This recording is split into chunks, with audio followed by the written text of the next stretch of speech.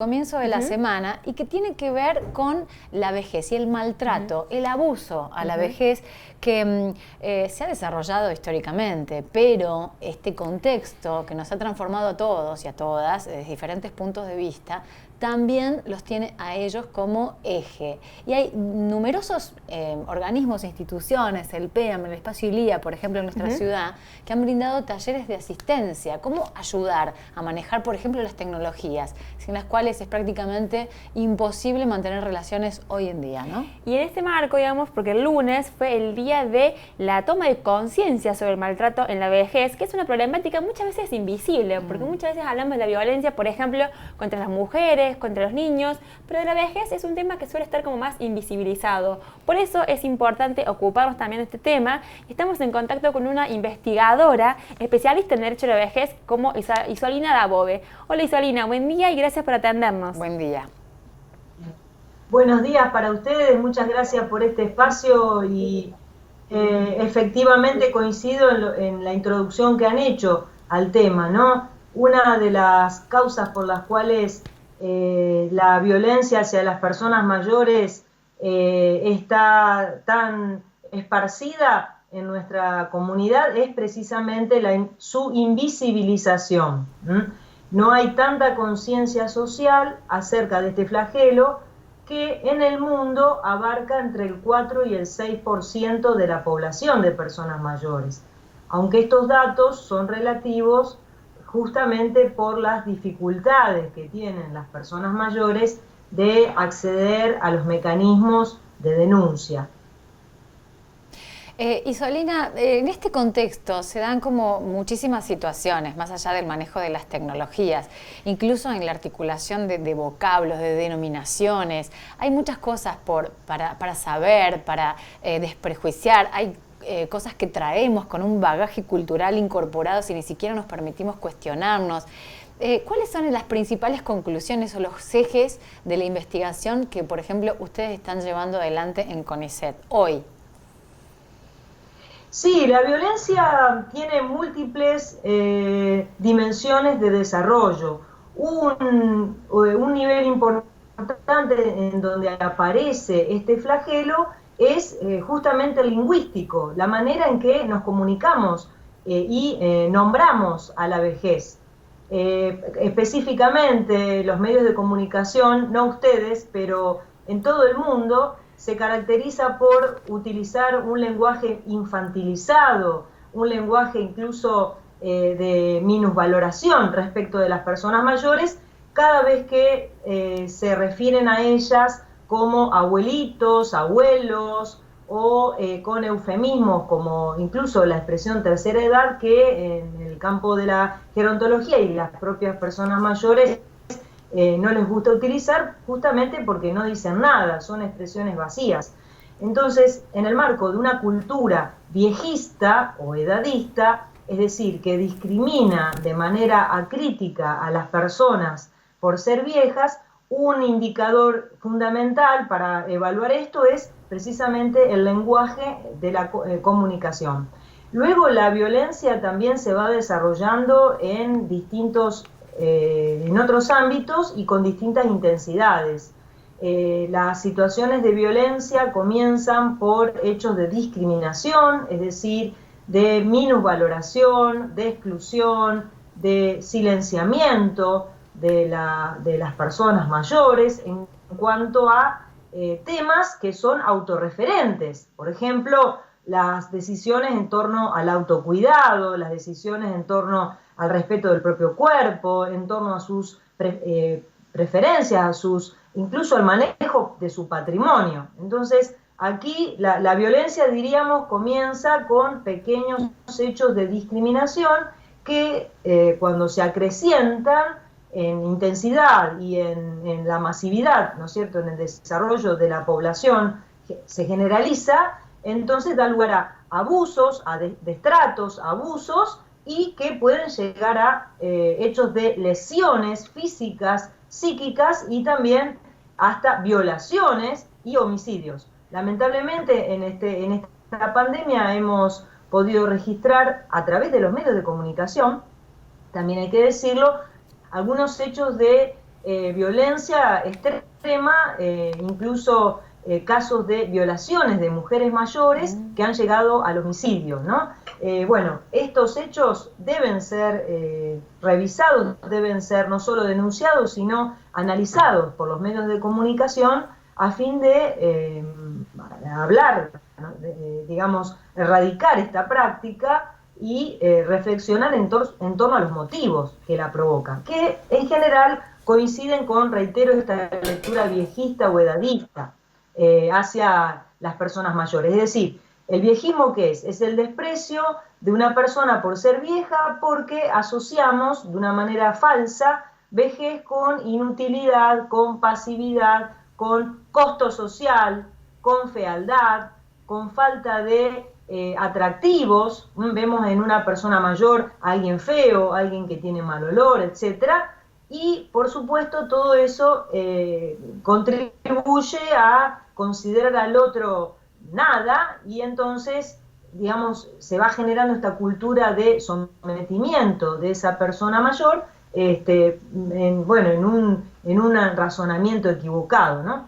Así que, bueno, el 15 de junio fue instaurado por Naciones Unidas como el Día de Toma de Conciencia y de lucha contra la violencia, el abuso y el maltrato, y es por eso que en todo el mundo se han realizado múltiples eventos, incluso uno muy importante que se desarrolló ayer a partir de la nueva experta independiente para la defensa de los derechos de las personas mayores, que ahora es una mujer de Alemania que se llama Claudia Mahler. Entonces todos nosotros desde las universidades, las ONGs, nos vamos sumando, y ahora también ustedes, de alguna manera, con este espacio. Así que les agradezco también por eso. Ya que nombrabas recién el tema también de Naciones Unidas, obviamente que hay un tema, se prevé, o sea, estima que va a aumentar, digamos, el crecimiento de la población de adultos mayores. Y de hecho, de Naciones Unidas se prevé del 2020 al 2030 la década del envejecimiento saludable. ¿Qué nos podés decir al respecto, Isolina? Sí, mira, la pandemia ha mostrado las contradicciones profundas que tenemos como cultura, me refiero, ¿no? En la percepción de la vejez. Es cierto que desde el fenómeno del envejecimiento masivo, que hemos llamado gerontoglobalización, la longevidad que se ha expandido, y esto se registra en todo el mundo, nos ha permitido construir un nuevo concepto de vejez en el sentido de etapa productiva, saludable, activa. Y así lo consagra la primer Convención de Derechos Humanos referida a las personas mayores, que es la Convención Interamericana sobre la Protección de los Derechos Humanos de las Personas Mayores. Todo este instrumento de derechos humanos está organizado en base a este concepto positivo de la vejez. Sin embargo, fíjense las ironías del destino, como diría Borges, que hoy vivimos una pandemia que afecta principalmente, y esto es un dato objetivo, a las personas más frágiles en su salud. Y lamentablemente esto suele coincidir con personas mayores, aunque no necesariamente tiene que ser personas mayores. El virus ataca a todo el mundo, y la clave está en saber si esa persona, digamos, tiene un sistema inmune fuerte o frágil. Bueno, en un porcentaje no menor, por ejemplo, en Argentina, las personas que sufren deterioros cognitivos, ¿no?, que las ubican en un lugar de alta vulnerabilidad, suelen tener 75 y más años, y el porcentaje aproximado de personas que viven deterioros cognitivos es del 40% de mayores. Tenemos un 60% de personas que están muy bien, pero hay un 40% que muestran un cuadro de mayor fragilidad. Generalmente, a su vez, de este 40% hay un porcentaje mínimo, pero existe de un 2% en todo el país, que a su vez viven en residencias gerontológicas. Entonces, todo esto hace que la realidad social de la vejez frente al COVID-19 sea hiper compleja y requiera una mirada muy precisa, muy detallada, para no generar precisamente hechos de violencia, ¿no? Entonces, la pandemia realmente está mostrando este juego de contradicciones frente a los cuales, por ejemplo, en nuestro país, de una manera incluso, yo diría, pionera, ha adoptado una política de cuidado, pero con exageración, es decir, se han tomado al principio medidas paternalistas que en la práctica también terminan siendo violentas, porque un cuidado exagerado comprime de manera innecesaria mi espacio para la toma de decisiones, además que parte también de un concepto falso de la persona mayor como alguien incompetente para comprender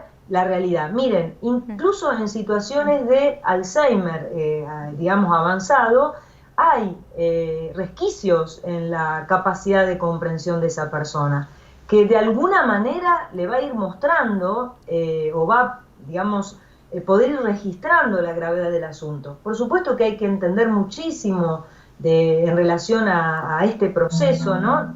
Tan especial que es el Alzheimer o las demencias en la vejez, y bueno, esto requiere más atención, una lectura más pausada y que evite aplicarle fórmulas genéricas que en el caso también van a terminar siendo lesivas y por lo tanto violentas en torno a sus derechos. ¿Qué te parece, Isolina, hablando de cuestiones concretas, ¿no?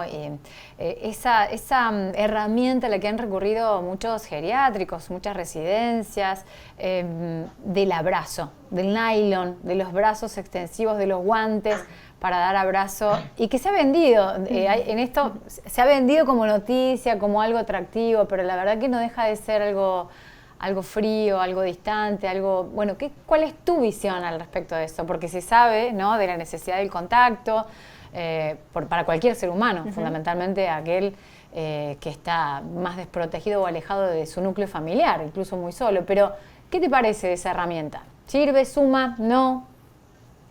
Sí, mira, a mí me parece que todo mecanismo que promueva la comunicación suma. Y cuando me empecé a ver imágenes o bien me comentaron amigos que incluso dirigen geriátricos o en las redes sociales, me pareció una idea interesante porque en definitiva la pandemia es real y todos tenemos que actuar de manera preventiva, no solo por uno mismo, sino también por los demás. Hay una cuestión aquí de conciencia del cuidado personal que a su vez va ligado al cuidado del otro. Entonces, a mí me pareció muy interesante. Todo lo que sirva para la promoción de la comunicación, sobre todo en la vejez, con los debidos recaudos en relación a este COVID-19 que es tan contagioso, es bienvenido. Es mejor eso a no tener contacto. La contracara de este escenario de los abrazos protegidos, diríamos así, los abrazos con protección, la contracara de esto ha sido la soledad más profunda en la que incluso han muerto personas mayores confinadas en las residencias, incluso en donde ahora sabemos que esos cadáveres estaban conviviendo con personas mayores que no se habían contagiado. Entonces, frente a esta realidad tan sórdida que estamos viendo, que esperemos no nos atraviese a nosotros, aunque hay que estar preparados, bueno, esta práctica de los abrazos protegidos a mí me pareció muy interesante. De hecho, a todos nos cuesta adaptarnos a los nuevos esquemas de comunicación, incluso estos que nos permite Internet, ¿no es cierto?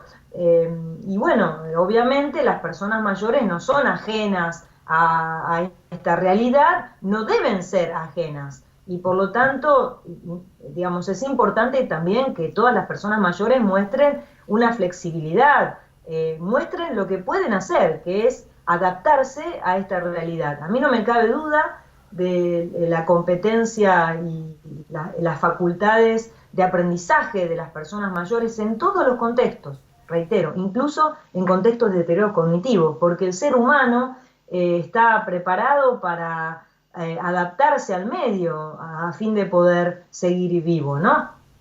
Entonces, ¿por qué descalificar a alguien solo por el almanaque, ¿no es cierto? Solo porque tiene determinada edad.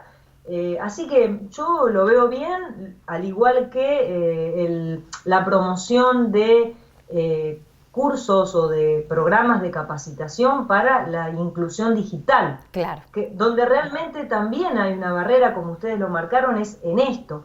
Y otra cosa que quiero señalar también en relación al lenguaje y a las redes, al lenguaje que se utiliza en las redes, es algo que denunció precisamente la experta independiente de la ONU, Claudia Mahler, en relación a los abusos lingüísticos, en relación a los memes, ¿no es cierto?, todos los mensajes que circulaban en Europa en las redes sociales, presionando a las personas mayores para que acepten dejarse morir en caso de tener que vivir la situación de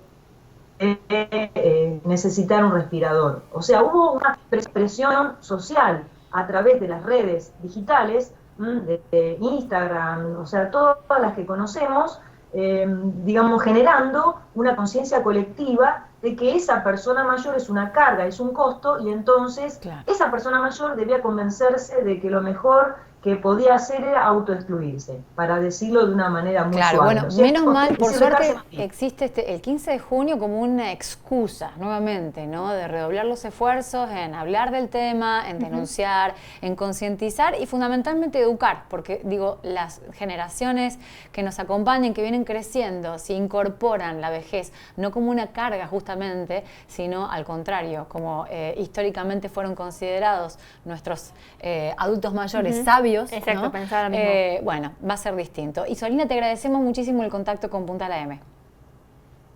Bueno, no, muchísimas gracias a ustedes, realmente es muy importante y muy valiosa la labor de los programas como los que ustedes están sosteniendo, las felicito y bueno, sigamos trabajando por más derechos para todos, porque la protección de los derechos de las personas mayores es también nuestra propia protección. Exacto. Lo que buscamos es vivir en una sociedad que sea incluyente para todas las edades. Muchas gracias. Gracias. Isolina Dabove, la investigadora del CONICET, que nos ayudó a pensar este 15 de junio reciente, una excusa como para repasar cuestiones. Me quedo con lo que decía del tema de los memes, de esas situaciones quizás más críticas que se vivieron en Europa, donde veíamos que los médicos, las médicas tenían que supuestamente elegir entre le ponemos un respirador a alguien joven, a un adulto mayor, situaciones muy dramáticas, ¿no? Y obviamente que todas las personas valemos, más allá de que seamos jóvenes o que estemos atravesando otro estadio de nuestra edad. Aspiramos a llegar a una vejez digna y respetada. Exactamente.